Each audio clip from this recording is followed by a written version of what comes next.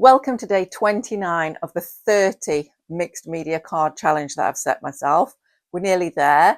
If you want to find all the others, you'll find them on the screen, in the description below, on my channel. You'll find them.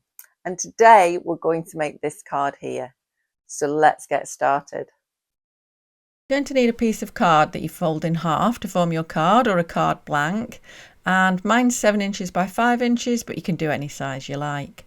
First thing I'm going to do is run an ink pad around the edge. Now mine's a nice goldy colour to go with the browns, but to be honest, if you only have one ink pad, make it a dark one, because that will work on most cards. It does a really nice effect, and try and avoid dropping it like I did.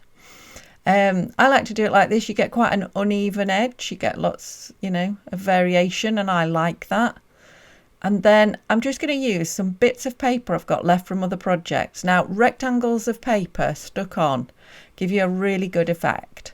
So I do recommend in any project you do, just hang on to all the little offcuts. And I'm just going to stick a brown one to the right hand side there. And then the lighter coloured one across the bottom. And it's really all about building a bit of balance on the front. And you can use whatever you've got. But because I've got the clock's card topper there, that's what I'm working round. So whatever you've got to go on the front of your card, think about your rectangles of paper and how they can complement it. And I've just stuck those straight on with a glue stick, but this I'm going to use little sticky foam pads, because they will just raise it up, give us a nice 3D effect. So you can see I'm putting quite a few on because it's a large piece of card that's going on there. Just get the little backs off, which, as you know, can take a while.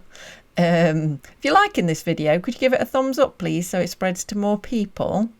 And then we'll get this stuck on here, and you'll see it just balances quite nicely on that card and just leaves us a good space at the bottom for our greeting. You can get all my greetings for free. You can print them out and use them.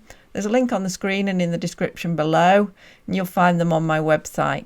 And that just gives you lots of different options if you haven't got any already. And again, I'm using the little foam pads, and I'm going to put it in the bottom right corner. And I think that looks great. Hope you've enjoyed it, and good luck with yours.